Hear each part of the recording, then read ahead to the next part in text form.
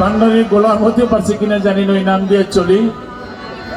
কারণ ভান্ডারি একটা গান গাবো, যে যে তরিকে আছেন তার পিসাবকে, তার গুরুকে স্মরণ করবেন, ঠিক আছে? আর আমার গানটা একেবারে নতুন লেখা, একটা নতুন গান গাই।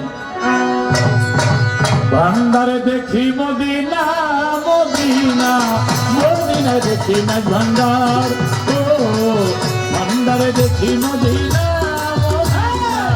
মদিনা দেখি মাছ ভান্ডার।